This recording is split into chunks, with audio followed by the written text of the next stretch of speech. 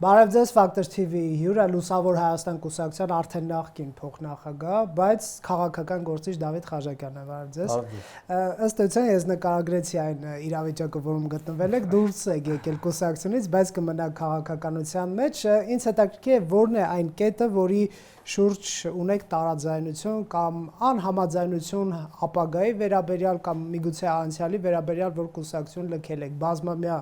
կուսակցությունը։ Իրականում այդ քննարկումը հանգուցալուծվեց նախընտրական դեռևս շրջանում, երբ քննարկում էր մասնակցության ձևաչափը, առհասարակ մասնակցության հարցը շատ ու շատ ուղերձային հարցեր, ինչ որ պահից հատկապես երբ հասկանալի էր, որ պետք է Լուսավոր Հայաստանը ըստ էության կամ առանձին մասնակցի կամ չմասնակցի, ես կուսակցությանը ծանոթացի այն մասին, որ նախընտրում եմ չմասնակցել այդ ֆորմատով եւ դադարեցնել իմ անդամությունը կուսակցությանը պարզային պատճառով, որ մենք 2 տարի խոսել ենք նրա մասին, որ պետք է ընդդիմադիր դաշինք ձևավորելուն միտված քայլեր իրականացնենք եւ դա իրականացրել ենք։ Տարբեր պատճառներով, տարբեր ձևաչափեր չեն ստացվել, թեպետ ես կարծում եմ, որ հնարավորություն կար այլ ձևաչափով մասնակցելու եւ եթե դա չպետք է ստացվեր, ապա շատ տեսանելի էր, որ մեր ռեսուրսները չէին բավականացնում լավ արդյունք գրանցելու համար։ Կնեք, այսինքն կողմ եք եղել, որ կուսակցություն միայնակ չմասնակցի, բայց որոշում եք կայացվելի վերջում մասնակցել։ Դա էր հիմնական։ Այո, ես թիմի մոտ տեսնում էի խանդավառություն մասնակցության հետ կապված եւ ինձ համար ներքին անընդունելի է համարում, որպես ես իրենց համոզեմ, որ չէ, եկեք ամեն դեպքում չմասնակցենք, որովհետև երբ կա խանդավառություն եւ համոզմունք, որ հնարավոր է լավ արդյունք գրանցել, անշնորհակալ գործ կլիներ, եթե ես շարունակեի պնդել, որ չէ, ճիշտը չմասնակցությունն է։ Ի վերջո արդյունքները տեսել ենք բոլորս, բայց ամեն դեպքում ես կարծում եմ, որ այն թիմակիցներս արդեն նախկին ովքեր խանդավառված էին եւ իրենց խոսքը փորձրեցին տեղացնել, իրենց աշխատանքը կատարեցին եւ ես այդ մասով խնդիր չեմ տեսնում։ Բայց սա այսքան լուրջ տարաձայնություն է։ Հիմա չմասնակցեցիք, շարունակեք ձեր քաղաքական համատեղ ապագան, հաջորդ քաղաքական process-ներին պատրաստվեք, ինչու լքել միանգամից այդպես կտրուկ քայլ։ Տեսեք, սա որպես անհաջողություն մեր երրորդ անհաջողությունն էր եւ կամ պետք է էական վերանայումներ իրականացվեին կամ յուրաքանչյուր հաջորդ անգամը պետք է լիներ նույն արդյունքը, այսինքն մենք կրկնում ենք նույն գործողությունը եւ չգիտեմ ինչու պետք է ակնկալենք, որ արդյունքը առանձին լիներ։ Ընդ որում բոլոր այդ անհաջողությունների պատասխանատվության իմ մասը ես վերցնում եմ, այստեղ այնպես չի, որ ես պետք է որևէ այլ մեկին քննադատեմ, բայց ի վերջո փոփոխության կամ մոտեցումների վերանայման գաղափարը, որը կար իմ մեջ, չկիսվեց շատերի կողմից եւ դրա համար հատկապես այդ նախընտրական շրջանում, որտեղ թիմը այսպես տրամադրված ուզում էր մասնակցել, ես նախընտրեցի ծանուցել դրա մասին, որ չեմ մասնակցի եւ դուրս գամ ընտրություններից հետո, քան համոզեմ այլ մոտեցումներ որդեգրել։ Կուսակցություն պետք է գնար նաեւ նախագահի փոփոխության, դուք ունեցել եք հավակնություն նախագահ դառնալ ԼՀԿ-ի։ Նման քննարկումներ ավելի վաղ ժամանակահատվածում են եղել, երբ պարոն Մարուքյանը զբաղեցնում էր հատուկ հանձնարարություններով դեսպանի պաշտոն, դրանից հետո նման քննարկումներ չեն եղել եւ չեմ էլ կարծում, թե որպես փոխնախագահ ես այդ հարցը պետք է բարձրաձայնեի։ Չեք կարծում, որ այսպես ԼՀԿ-ի Լուսավոր Հայաստանի ձախողումը է, եկեք այդ բառը օգտագործենք, մոտ 7000 ձայնը իրապես ձախողում է, կապված էր նաև կուսակցության վարքագծի հետ, ոչ միայն պարոն Մարուքյանի իշխանավոր հետո ընդդիմադիր դառնալու այդ պատմությունը բավականին անորոշ դարձրեց ձեր տեղադիրքի հարցը, այլև օրինակ լինելով ԱԼԴԵ-ի անդամ, այսպես նաև կուսակցության կանոնադրությունում, ծրագրերում գրելով եվրոպական ինտեգրում, այսպես ասենք, նաև այստեղ բանավեճերում հարցադրումներով հաճախ ձեր տեսակետները համընկնում են Ռուսաստանի դերակատարման պաշտպանության հետ, չգիտեմ այդ բառը ինչքանով եմ ճիշտ օգտագործում, բայց ամեն դեպքում կամ ավելի կողմնակից եք ոնց որ հեղափոխությանը, բայց հետո չէիք բացառում գործընկերությունը, այսպես ասենք, նույն Սամվել Կարապետյանի հետ, որը ամենևին մեղմ ասած հեղափոխական գործիչ չի, հակառակը նրա, այսպես ասենք, ցուցակի մեջ գտնվող բազմաթիվ մարդիկ զրկվել են իշխանությունից նաև այդ հեղափոխության արդյունքում, այսինքն այսպիսի ինչ որ դիրքավորումներ եղան, որոնք կամ լղոզեցին, կամ, չգիտեմ, վնասեցին ավելի շուտ կուսակցությանը, որպես անկեղծության ժամ, կարող ենք ինչ-որ բան ասել։ Որ սխալներ թույլ ենք տվել, դա շատ ակնհայտ է։ Մի մասի շուրջ հրապարակային ես անձամբ խոսել եմ, մի մասի շուրջ չենք խոսել։ Ինձ համար խնդիրը սխալ թույլ տալը չէ, ինձ համար խնդիրը մոտեցումները չվերանայելն է, կամ այսպես ավելի պահպանողական մոտենալը նոր մոտեցումներին, եւ ես չեմ փորձի մյուս քաղաքական հարցերի շուրջ խորամուխ լինել, որ հարցի շուրջ ինչ տարբեր քննարկումներ ենք ունեցել, իմ տեսակետներն ինչպիսին են եղել, մյուս թիմակիցների տեսակետներն ինչպիսին են եղել, բայց ընտրությունների մասնակցության օրինակը շատ դրա վառ վկայությունն է։ Այսինքն արդյունքը ինձ համար ակնհայտ էր, ոչ թե որովհետև ինձ տվել էին հատուկ սոցիոլոգիական հարցումների արդյունքներ, այլ որովհետև ես համեմատում եի պարզապես մեր ունեցած ռեսուրսները, մեր խոսքը, այդ խոսքի լսելիությունը եւ այլն։ Եվ եթե այլ մոտեցում մենք որդեգրեինք, հնարավոր է այդ արդյունքները սկսեին փոխվել, թե չէ որ սխալներ թույլ ենք տվել, մեկը կասի սխալվել եք, որ համագործակցել եք նախկինում իշխանության հետ, մեկը կասի սխալվել եք, որ համագործակցություն եք փնտրել Սամվել Կարապետյանի հետ։ Դա չի հարց է ինձ համար, Կնեք, որովհետև 18-ին ամեն դեպքում խորհրդարան անցավ ձեր ուժը, էլի, դա վատ արդյունք չէր մեղմ ասած այդ ժամանակների համար։ Այո, լավ արդյունք էր, թիմային աշխատանքի արդյունք էր, նաև պարոն Մարուքյանի մոտեցումների արդյունքներ, որը երբ ինչ-որ պահից սկսում է չաշխատել կամ հակառակ աշխատել, պարզապես պետք է դրան վերանայումներ անել։ Ինչը չվերանայվեց ձեր ընկալմամբ, էլի, ինչն էր խնդիրը։ Դե ես էլի ուզում եմ պարզապես ֆիքսվել ընտրություններին մասնակցության մասով։ 21 թվականին մենք մասնակցեցինք առանձին Լուսավոր Հայաստան կուսակցություն բրենդով եւ ունեցանք 1.2%-ի արդյունք։ Այն պարագայում, որ պարլամենտական ուժ էինք, ռեսուրսները շատ ավելին էին, 26 թվականի մասնակցության դեպքում այդ ինչը պետք է շատ տարբերվող լիներ, որ մեր արդյունքը լիներ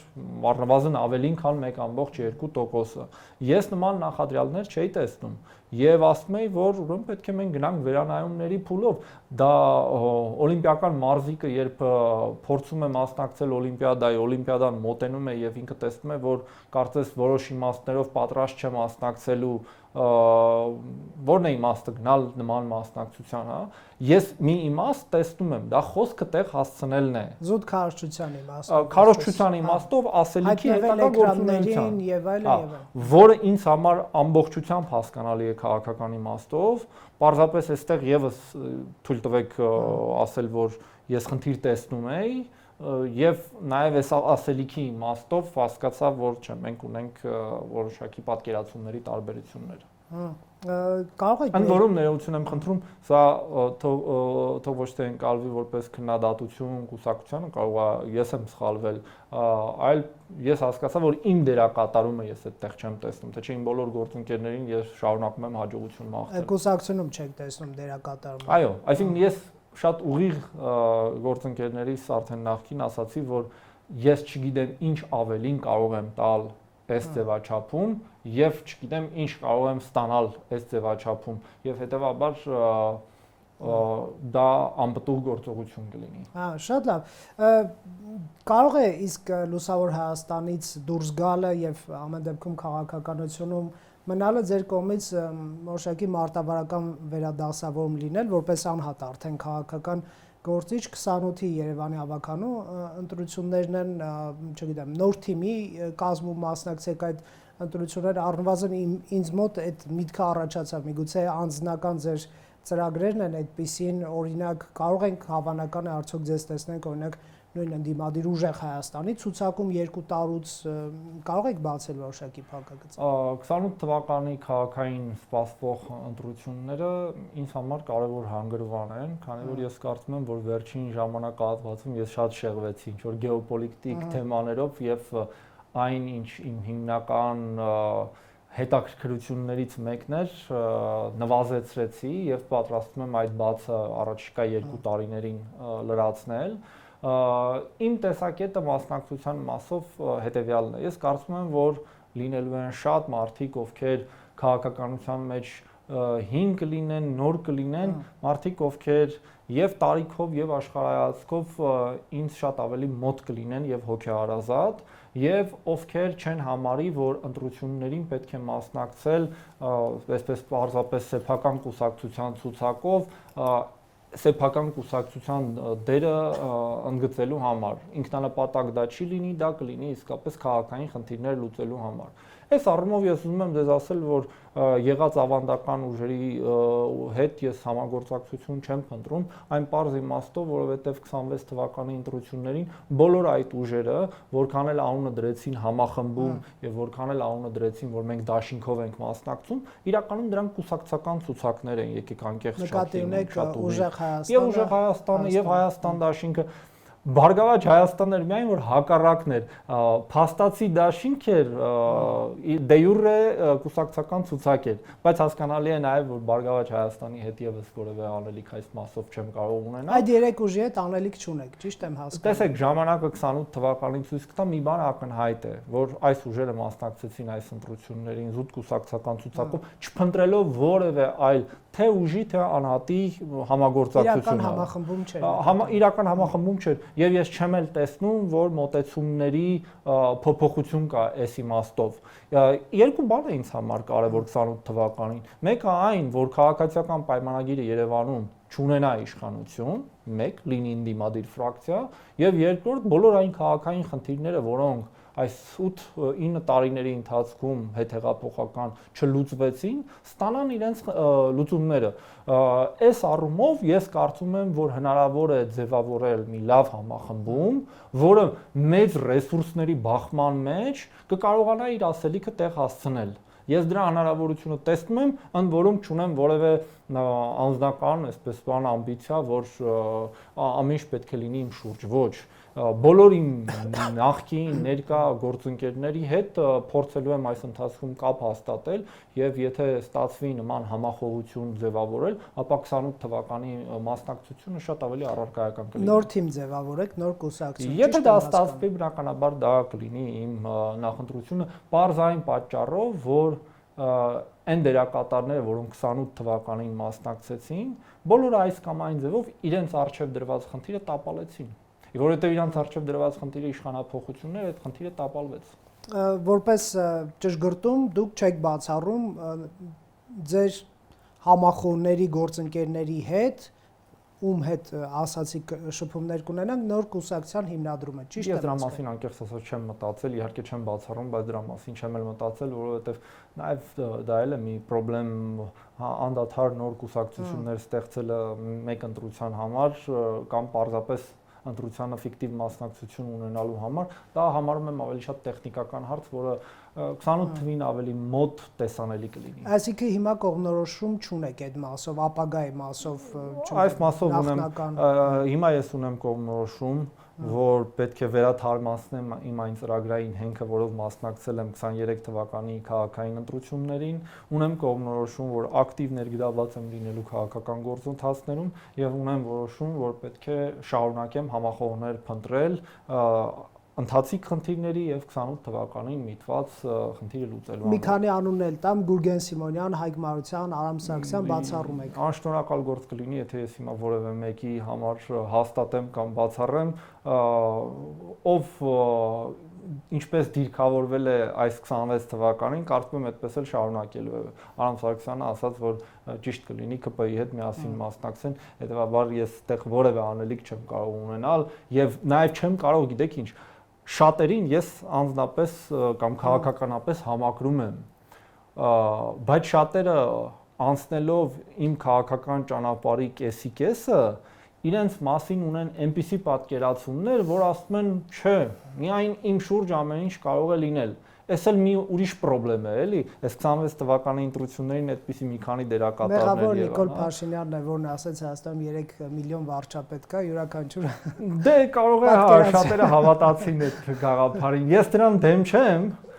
բայց երբ իսկապես չես կարող վարչապետ դառնալ ունեցածդ ռեսուրսի հավանականությամբ, կարող ես զիջել տեղդ մեկ այլ վարչապետի։ Հետաքրքիր։ Դուք ասեցիք չեղավ համախմբում, բայց Սամվել Կարապետյանը ասեց մտադիր է հետընտրական ընդդիմադիր կոալիցիա ստեղծել եւ հայտարարություն եղավ ՍԴ որոշման արդյունքները չճանաչող, այնտեղ էր նաեւ ԱԺԲ-ն, ՀԱԿ-ը, Ռոբերտ Քոչյանի ուժը, Ծառուկյանի, Կարապետյանի, այդ ձեր կարծիքով ինչ խնդիր կարող է լուծել այս հետընտրական կոալիցիան, դա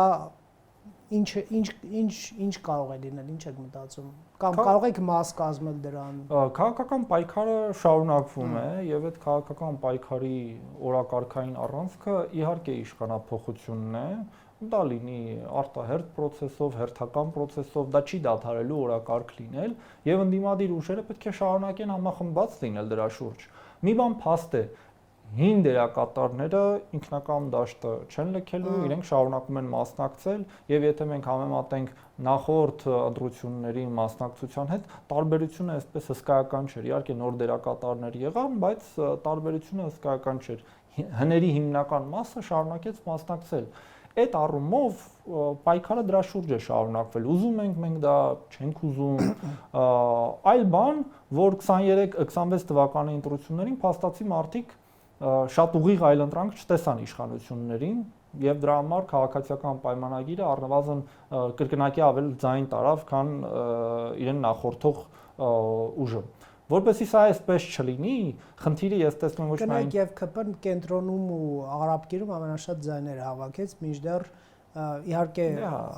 ամբողջական ընդդիմությունը ավելի շատ էր հավաքել այդ երկու ուժը, բայց նախորդ ընտրությունները, ինչքան գիտեմ, քիչ էր։ Այո, որովհետեւ ԿՊ-ն կարողացավ շատ ավելի մեծ ընտրազանգված տանել ընտրատեղամաս, առնվազն բացարձակ թվով եմ ասում, տոկոսային հարաբերությունը մի քիչ այլ բան է, որը պարզապես ապշեցուցիչ է։ Եվ այդտեղ կներեք ընդդիմության աշխատանքներ, որ այսինքն ինչքան պարարտ հող էր ստեղծված իշխանափոխություն իրականացնելու համար, եթե ներկայացվեր իրական այլընտրանք եւ ինչքան հնարավորություններ կորսվեցին։ Բայց ձեր հարցը շարունակելով առաջիկայում իրենց գործողություններից կտեսնենք ինչ օրակարգ են ձևավորում։ Ցավոք սրտի նվազ ուժերով անհատները, ինչպեսի ես եմ, չեն կարող օրակարգ թելադրել, օրակարգ ձևավորել։ Պետք է փորձենք ամեն ինչ անել, բայց իրատեսության մեջ հասկանալի է, որ օրակարգը թելադրելու են պարլամենտական ուժերը, արտախորհրդարանական ընդդիմադիր ուժերը, եւ ես շատ հույս ունեմ, որ 26 թվականի ձախողումներից իրենք դասեր քաղել են, ամենայն դեպս իշխանությունները հաստատ քաղել են եւ իրենց դիրքերը փորձելու են ամրացնել, մենք էլ որպես ընդդիմություն պետք է ամեն ինչ անենք, որ դա թույլ չտանք։ Տեսեք, Փաշինյանը չի կարող ձեզ հետ անել են, ինչ որ Ծառուկյանի հետ է արվում, հա, որովհետև դուք առյուծներ չեք պահում, չեք շրջապատված խրտվիլակներով, ինչքան գիտեմ, չունեք հարկային խնդիրներ ունեցող բիզնեսներ եւ այլն։ Սա չի նշանակում, որ առաջիկա քաղաքական զարգացումների վեկտորը լինելու է ընդդիմության թուլացման մասին։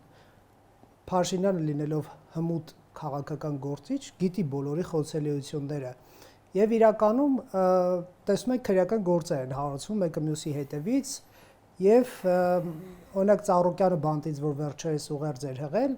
չէր անդրադառնում իր մեղադրանքին ինքը հափշտակություն արել է իրանցիներից թե չի արել նրա փաստաբանները իհարկե խոսեցին այդ մասին բայց անձամբ իր դեմքով չէր խոսում չեք կարծում որ ընդդիմությունը ինչքան ասի համախմբվում են եւ այլն իրենք համակերպվել են այս արդյունքների հետ, վերցնում են մանդատները, գնում են, բայց Փաշինյանը չի համակերպվել նրանց քաղաքական կշռի հետ եւ ասում է օլիգարխիկ համակարգը քրեա օլիգարխիկ կազմալուծվելու է, հա։ Այս իմաստով արդյոք մենք գործ չենք ունենալու իրոք, այսպես ասենք, հարվածներ ստացող ընդդիմության հետ, ես մեղմ բառապաշար օգտագործում։ Գործ ունենալու ենք,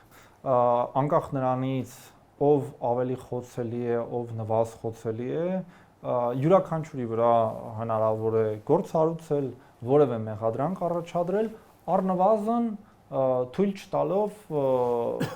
ինչ որ սահմանափակումներ իրականացնելով, խափանման միջոց կիրառելով, փորձելով անձնապես ճնշել, այդ ամենը յուրաքանչյուրի նկատմամբ շատ հեշտ հասանելի է, առավել եւս այն անձանց, ովքեր տեղից խոցելի էին, հա, ինչպես Գագիկ Ծառուկյանը։ Ինչու՞մն է խնդիրը ըստիս։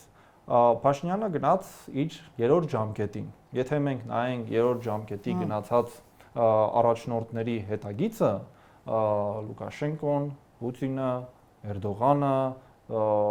շատերը, Ալիևին չեմ ասում, որտեղ դեպքում ժառանգական է։ Երրորդ ժամկետ գնալու տեսքն ու ձևը այսպիսին է, երբ առաջնորդը ստանում է առնվազն բավարար թվով ձայն, որը ապահովում է որոշ չափով լեգիտիմություն ընտրողների աչքի առաջ, նա կարող է մի ուժի կամայականորեն թույլ չտալ ներգրավել խորհրդարանում։ Ակնհայտ է, որ Բարգավաճ Հայաստանը պետք է ներգրաված լիներ խորհրդարանում։ Բաժանել է կաշառք, չի բաժանել, եթե մենք նայում ենք օրենքի եւ սահմանադրության տեսանկյունից, այնինչ արեց կենտրոնական ընտրական հանձնաժողովը, դա ակնհայտ քաղաքականացված որոշում էր։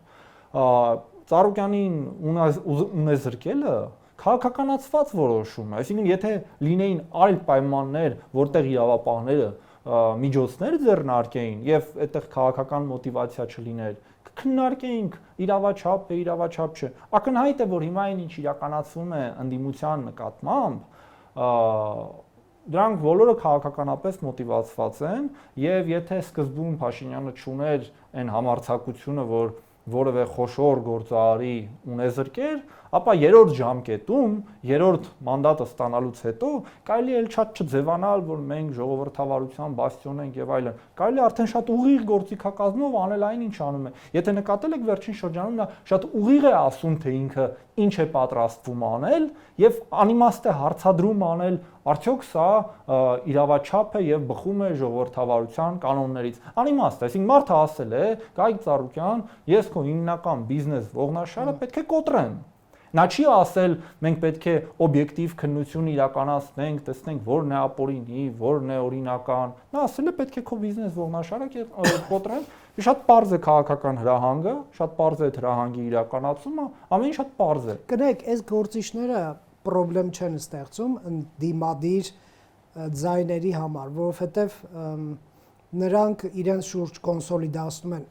նույն Ծառուկյան շուրջ 60,000 ձայն, ավել պակաս թողինցներ են, եւ այդ ռեսուրսը ըստ էության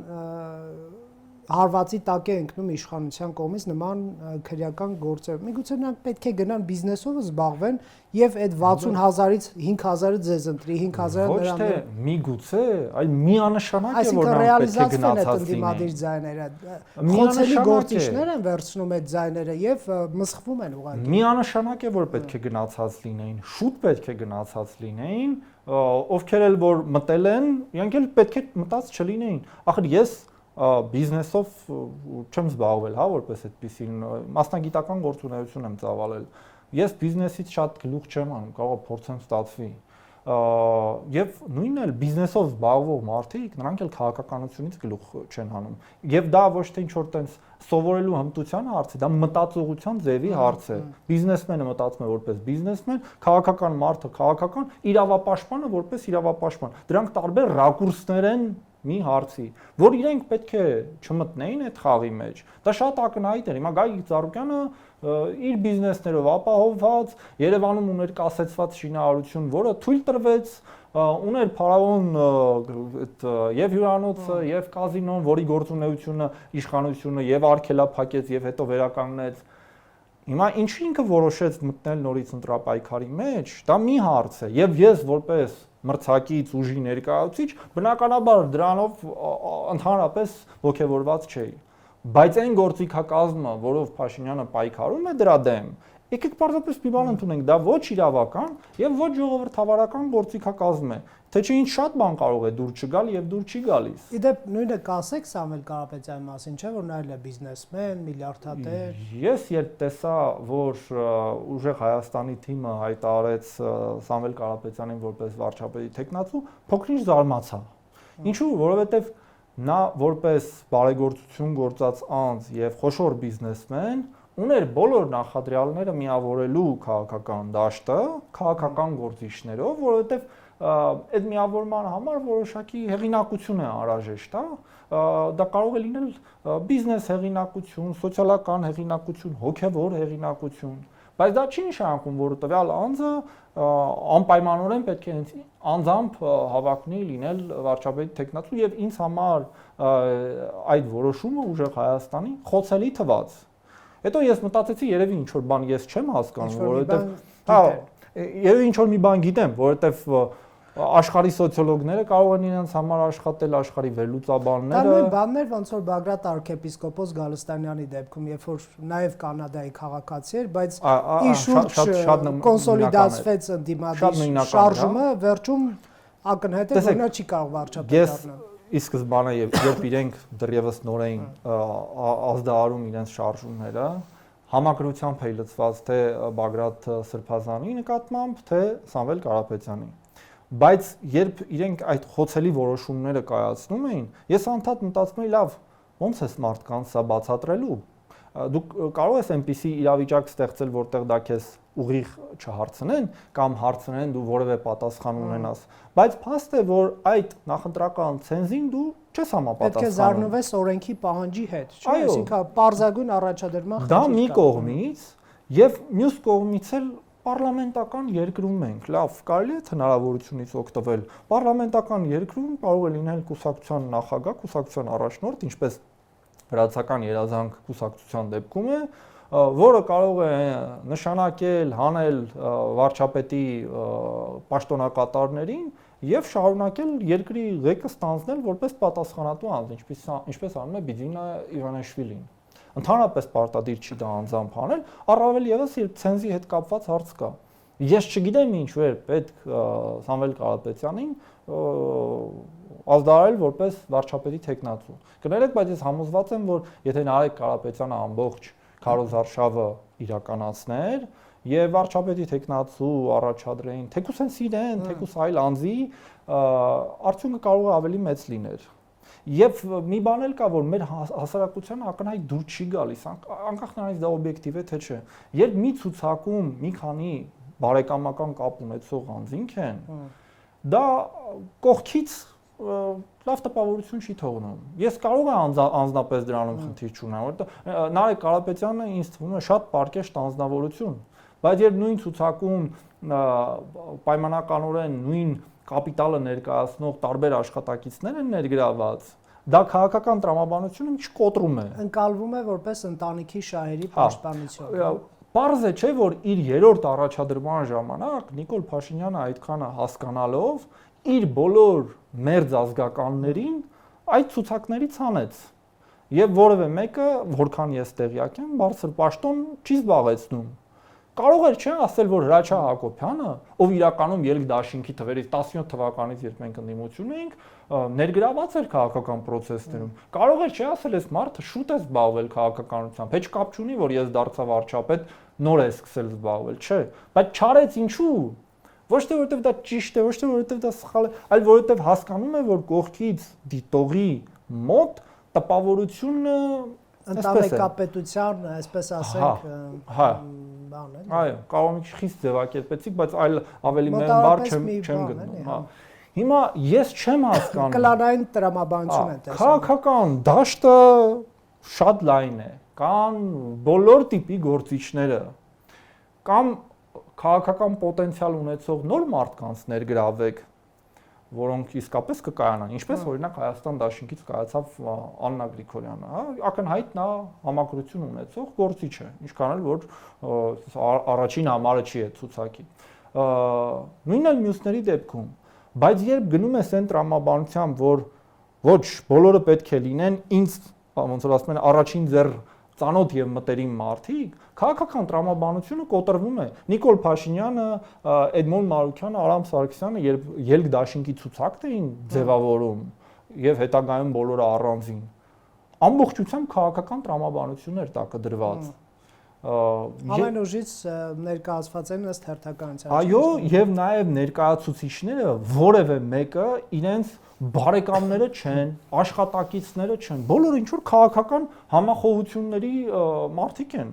Ես Էդմոն Մարուկյանին ճանաչել եմ որպես քաղաքական գործիչ, այդպես եմ իրեն ծանոթացել։ Մեր ցուցակում այդպես գրեթե բոլորը։ Ես չգիտեմ ինչ պարտադիր է, որ քո երկրորդ համարը, երրորդ համարը, չորրորդ համարը, 5-րդ համարը այնքան քեզ մտերիմ մարդիկ լինեն, անձնապես մտերիմ, որ դու անունը դնես իրանք իմ վստահելիներն են։ Այսինքն մենք քաղաքականությամբ ենք զբաղվում, թե բոլորովին այլ տրամաբանություն ենք դրա տակ դնում։ Բացի ընտանիքի անդամներից, նաև ինչքան գիտեմ, Սամվել Կարապետյան բիզնես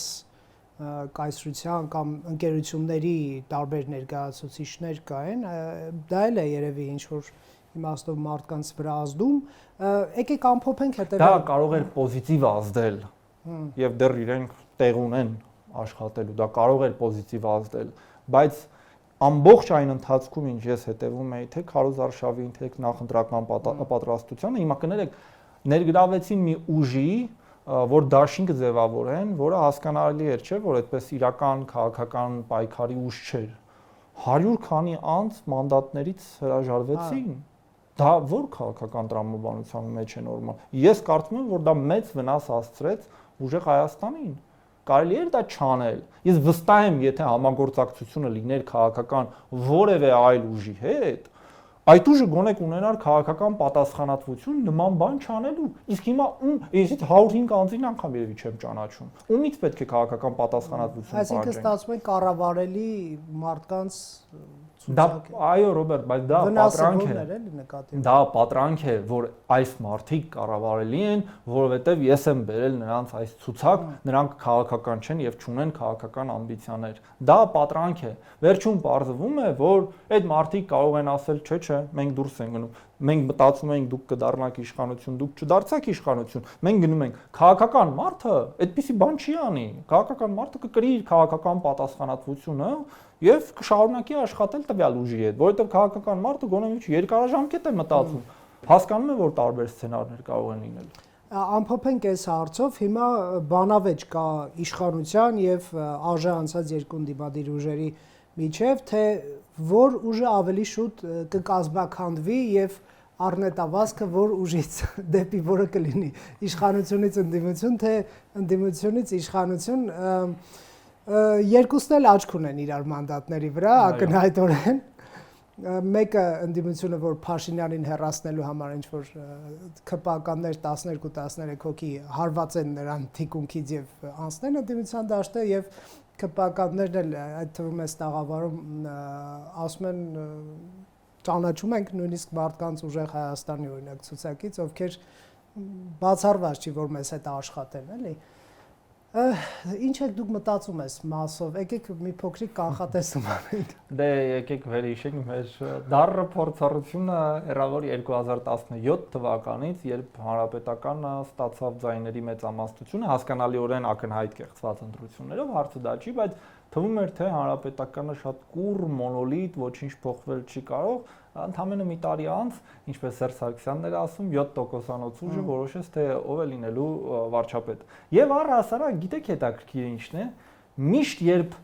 քաղաքական ուժը իշխանություն ունենալով զգում է, որ ամեն ինչ իր վերահսկողության տակ է, այնքան դա պատրանքային է, որ ինչ որ բայց այդ վերահսկողությունը փախնում է, ինքը կորցնում է իրականության զգացողությունը, ինչի որովհետև արդեն համարում է, որ իրեն ամեն ինչ կարելի է,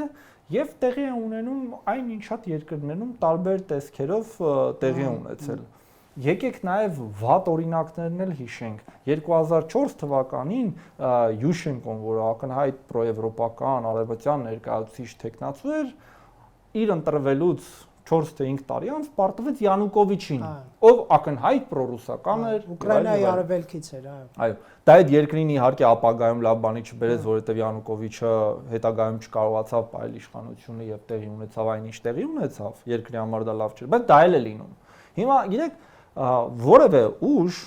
թե օպոզիցիան, թե իշխանությունը չեն ուզում ամեն ինչ անել, որ այս քաղաքական համակարգը առողջանա, որովհետև առողջ քաղաքական համակարգում մանդատագողությունը նորմալ երևույթ չի։ Բայց իշխանությունը վերցրել է սկզբունքը։ Հետևաբար եկեք չքննարկենք ով է նրանցից ավելի ուժեղը եւ ավելի սկզբունքայինը, որովհետեւ երբ ժամանակը գա, այդ ժամանակ էլ դա կտեսնենք, բայց եկեք քննարկենք, որ այն ինչ հիմա անում է իշխանությունը, ձևավորում է խաղի այնպիսի կանոններ, որոնք կիրառվելու են աներկբայորեն իր նկատմամբ։ Խնդիր չկա 5 տարի Փաշինյանը կկառավարի։ Ես 32 տարեկան եմ, կլինեմ 37։ Հարց չկա 5 դրանից ավել եւս 5 թող կառավարի, ես կլինեմ 42։ Դա կլինի 10 տարի անց 2036 թվականին թող միջև այդ Փաշինյանը իշխի։ Բայց դրանից հետո էլ կյանք կա։ Ինչ կանոններով է նա հեռանալու։ Իրենից հաջորդ եկողը իրեն գետնին պարկացնելով է տանելու քրեակատարողական հիմնարկ։ Իհարկե, որովհետև ինքն է այդ խաղի կանոնները սահմանել։ Այլ կերպ պարզապես լինել չի կարող։ Որևէ ընդդիմադիր ուժի մասնակցած սուրբ մի համարեք, ով քննադատում է այնինչ անում է Փաշինյանը, իր նկատմամբ հենց այդպես էլ կիրառելու են։ Ինչի, որովհետև ասել են դու դա արեցիր, մի բողոքի, ԿՊ ներկայացուցիչները դատարանների դիմաց ցույցեր են անելու, չեմ ասում վաղը, չեմ ասում 5 տարուց, 10 տարուց, լավ 15 տարուց թող լինի, ես էլ այդ ժամանակ կլինեմ 47։ 47 տարեկանում ես դա կտեսնեմ։ Մենք դա տեսնելու ենք։ Ես չգիտեմ ինչու մի ուժ, որը եկավ ժողովրդավարական սկզբունքներով ու հաղթում է, քիչ, հա թողնեին Բարգավաճ Հայաստանը մտներ, ինչ պիտի դրանից փոխվեր։ Շատ ավելի լեգիտիմ կլիներ այսօրվա խորհրդարանը։ Բայց ինչի որովհետև որոշեցին ոչ, պետք է չթույլ տանք, ամբիցիա է, այդպես է ուզում վարչապետը, թույլ չտվեցին, դրա հետևանքը բոլորս մարսելու ենք։ Շնորհակալ եմ զրույցի համար։ Factor TV-ում հյուրընկալել ենք Դավիթ Խաչատյանին։